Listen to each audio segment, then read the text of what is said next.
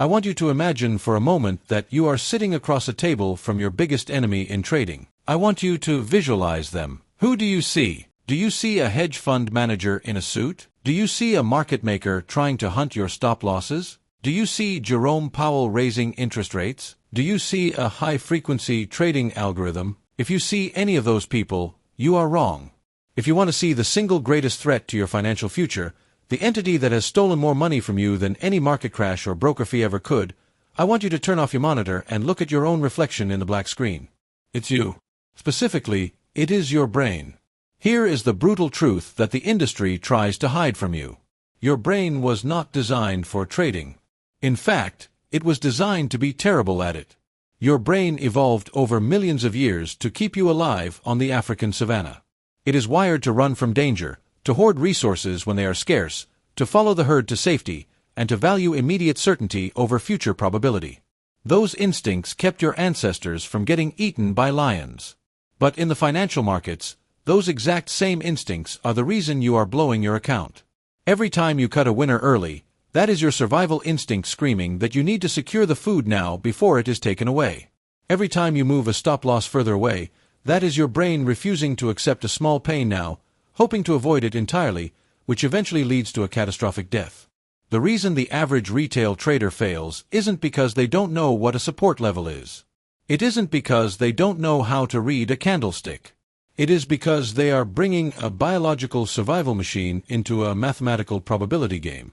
But there is a group of traders who don't have this problem. They are called Quants. And their biggest advantage isn't that they have faster computers or better data or PhDs in physics. Their biggest advantage is that they got rid of the weakest link in trading. They got rid of the human. Today, we are going to do a deep dive into the mind of a quant. We are going to deconstruct how they think, not so you can learn to code Python or build complex algorithms, but so you can steal their psychological framework. You cannot automate your trading fully like they do, but you can automate your mind. You can rewrite your internal software to stop fighting the market and start fighting the math. Let's start with the fundamental difference in the battlefield. Retail traders fight the market. Quants fight the probability. Think about your typical morning.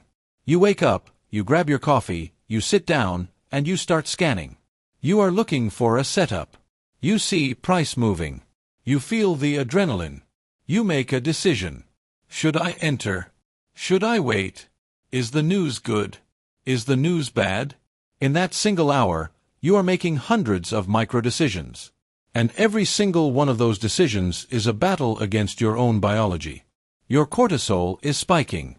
Your dopamine is fluctuating. You are exhausted before you even click buy. You are fighting a war against yourself. Now look at the quant. The quant doesn't fight the market.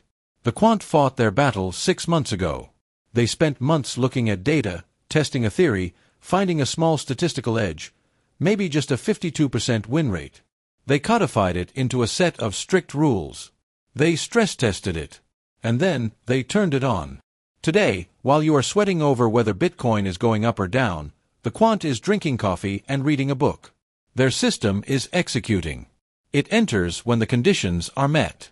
It exits when the conditions are met. It doesn't feel fear when the price drops. It doesn't feel greed when the price rallies.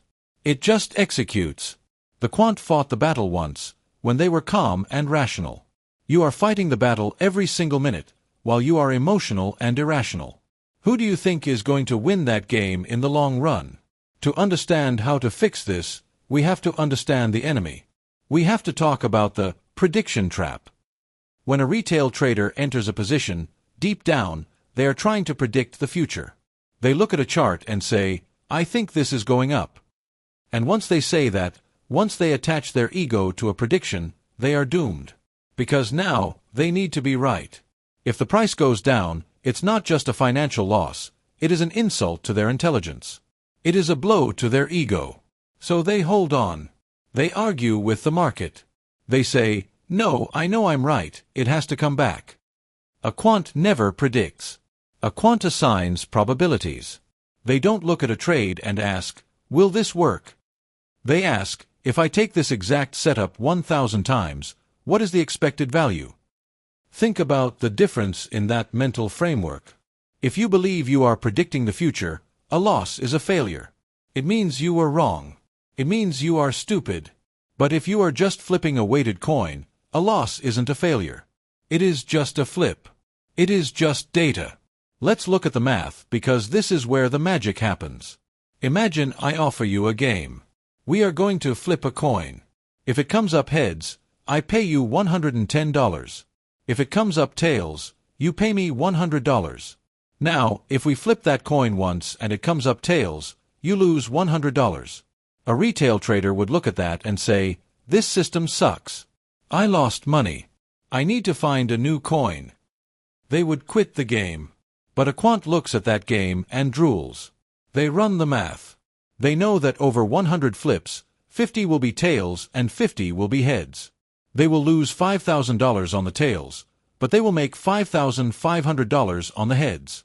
That is a net profit of $500 guaranteed by the laws of mathematics, assuming they stay in the game long enough. The quant doesn't care about the next flip. The quant cares about the next 1,000 flips. You are obsessing over the next 5 minutes. That is why you are losing. You are playing a random game of luck, while they are playing a long-term game of math. This brings us to the concept of expected value, or EV. This is the religion of the quant. Expected value is simply the average outcome of a scenario if it were repeated infinite times. Most retail traders would look at a strategy with a 40% win rate and throw it in the trash. They would say, "Why would I want a strategy that loses more often than it wins? That feels terrible." But what if I told you that when it loses $1, but when it wins $3? Let's do the math. Over 10 trades, you lose 6 times. That is minus $6. You feel like a loser. You are wrong more than half the time. But on the 4 trades you win, you make $3 each. That is $12. 12 minus 6 is a net profit of $6. You are rich. You are printing money. But emotionally, you feel like a failure because you are losing 60% of the time. This is why you cannot trust your feelings. Your feelings want to be right. Your bank account wants positive expected value. Often, those two things are complete opposites. So, how do we bridge this gap? How do you, a human being with a pulse and emotions, trade like a machine? You can't just turn off your amygdala. You can't just decide to stop feeling fear. The answer lies in process over outcome. This is the mantra you need to tattoo on your brain. In the retail world, we judge success by the result. If you make money on a trade, you think you did a good job. If you lose money, you think you made a mistake. This is called resulting or outcome bias. And it is the most dangerous mental trap in trading. Let me give you a scenario. You have a rule that says never risk more than 1% of your account on a single trade. But today, you see a setup that looks amazing. It looks perfect. So you decide to break your rule. You go in heavy. You risk 5%. And guess what? The trade wins. You make a huge profit. You are high-fiving yourself. You feel like a genius. You think you have mastered the market. I am here to tell you that that win was the worst thing that could have ever happened to you. In the eyes of a quant, that was a terrible trade. Why? Because you engaged in a bad process that just happened to have a lucky result. You have just trained your brain, like a dog getting a treat, that breaking your rules leads to rewards. You have reinforced a reckless behavior. The next time you see a perfect setup, you will do it again. And maybe you will win again. But eventually, the laws of probability will catch up to you. You will risk 5%, and you will lose. And because you have no discipline, you will try to win it back, and you will lose again. And you will blow your account. Winning on a bad process is not success. It is a trap. Now, consider the opposite. You follow your plan perfectly. You wait for the setup. You calculate your risk. You enter. And the trade immediately goes against you and hits your stop loss. You lose money. Most traders feel terrible here. They feel like they failed. But a quant looks at that and says, "Good job. You executed the process. The outcome was negative, but the decision was correct. If you make that same correct decision 1,000 times, you will be rich. The loss was just the cost of doing business. It was the entry fee for the probability game. You have to detach your self-worth from the result of the trade and attach it to the execution of the trade. You need to grade yourself at the end of the day not by how much money you made, but by how well you followed your rules. Did you move your stop loss? F. Did you revenge trade? F. Did you follow your plan and lose money? A+. That shift in thinking is the only way to survive the variance of the market. Let's talk about that word, variance. Variance is the boogeyman that scares retail traders out of profitable strategies. Variance is the fact that even a winning coin flip can land on tails 10 times in a row. Imagine you have a strategy that prints money in the long run. But you start trading it today, and your first 5 trades are losers. What does your brain do? Your brain screams, "This doesn't work. The market has changed. I need to fix this." So you start tweaking. You add an indicator. You change the time frame. You start guessing. What you have just done is called curve fitting or chasing noise. You have taken a statistically valid system and broken it because you couldn't handle a tiny sample size of bad luck. Quants understand the law of large numbers. This law states that the average of the results obtained from a large number of trials should be close to the expected value. But the key word is large number. 5 trades is not a sample size. 20 trades is not a sample size. In the world of quants, anything less than 100 trades is basically random noise. You are judging your entire potential as a trader based on a bad week. That is like judging a baseball player's entire career based on one game where he struck out 3 times. It is irrational. A quant develops a system, tests it, and then, this is the crucial part, they leave it alone. They let it run. They know that they have to endure the winning streaks and the losing streaks to get to the average. How do you apply this? You need to stop system hopping. You need to commit. If you have a strategy that you have backtested and you know it has an edge, you need to commit to taking the next 100 trades without changing a single rule. I challenge you to do this. Commit to 100 trades. Even if you lose 10 in a row. Just take the trades. Record the data. Only after you have 100 trades of data are you allowed to look at it and ask, does this work? Most of you won't do this. You will quit after 3 losses. And that is why you will fail.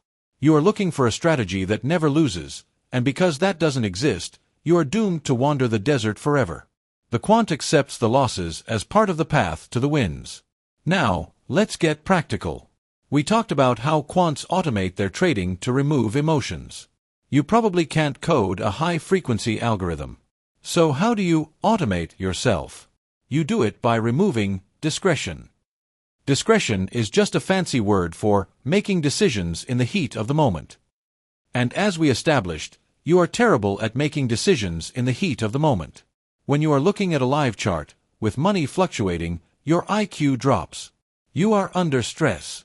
So, you need to make all your decisions before the market opens. A quant system has logic. If A happens, and B happens, then do C. There is no maybe. There is no it looks like. It is binary. You need to write down your trading plan in if-then syntax. If price hits the 200 moving average and the RSI is below 30, then I buy. If I buy, then I immediately place a stop loss at the recent low. If the price moves 2 are in my favor, then I move my stop to break even. You need to script your behavior so tightly that a monkey could trade your system. If you have to ask yourself, should I take this one? Then your system is not defined enough. Ambiguity is the breeding ground for emotion. When you have a strict set of rules, you don't have to think. You just have to execute. You become a pilot going through a pre-flight checklist. The pilot doesn't look at the engine light and say, I feel like the engine is okay today. No. If the light is on, the plane doesn't fly. Period. This brings us to the most emotional part of trading, risk management.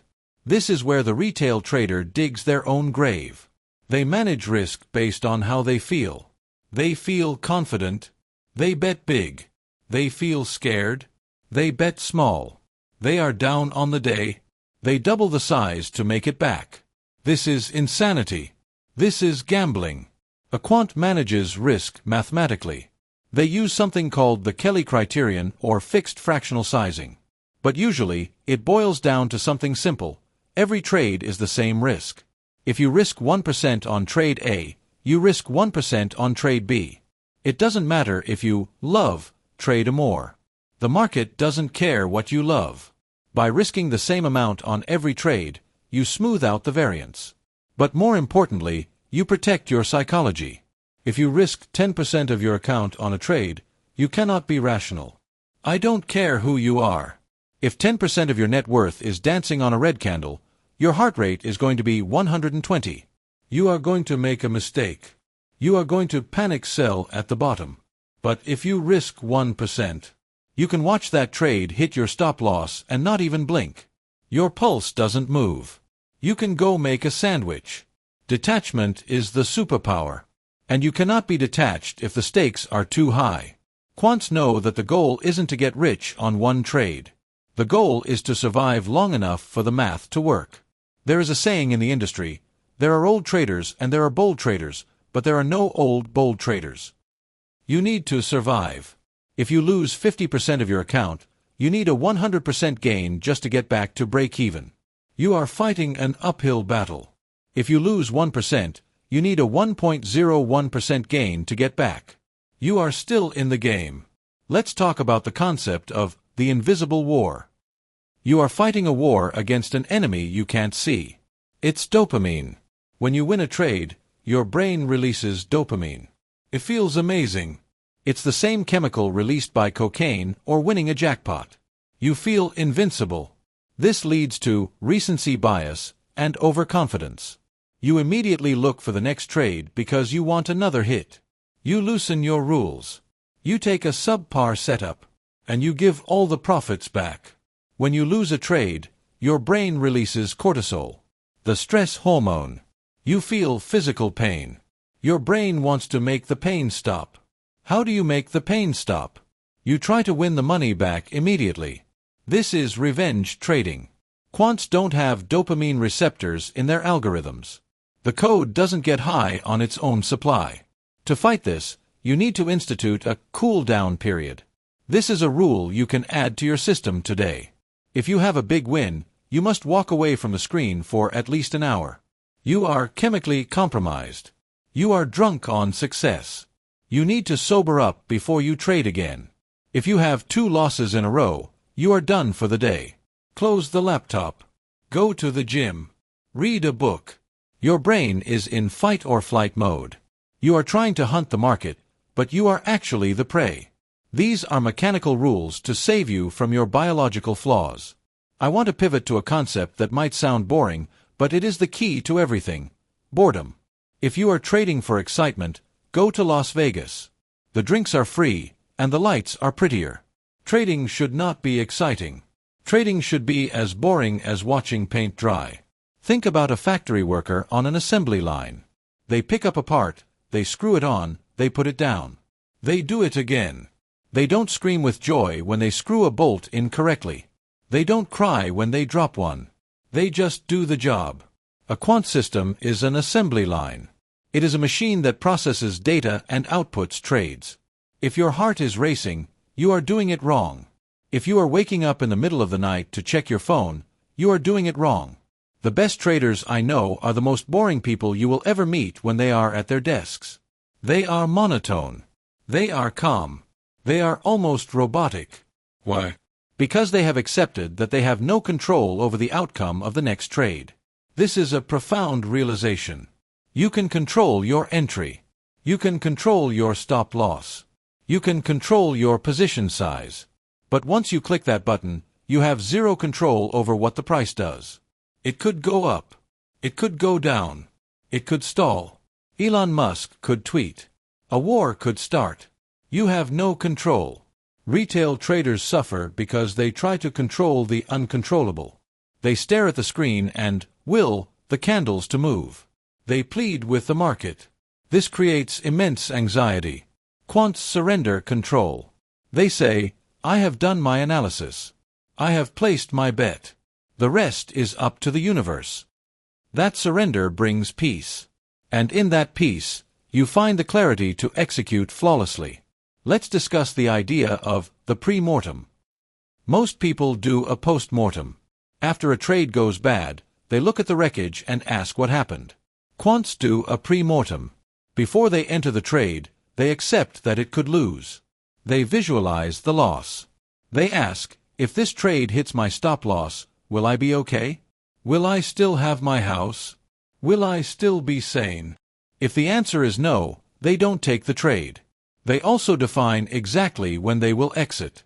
Not, I'll see how it acts. But, if it hits 105.50, I am out.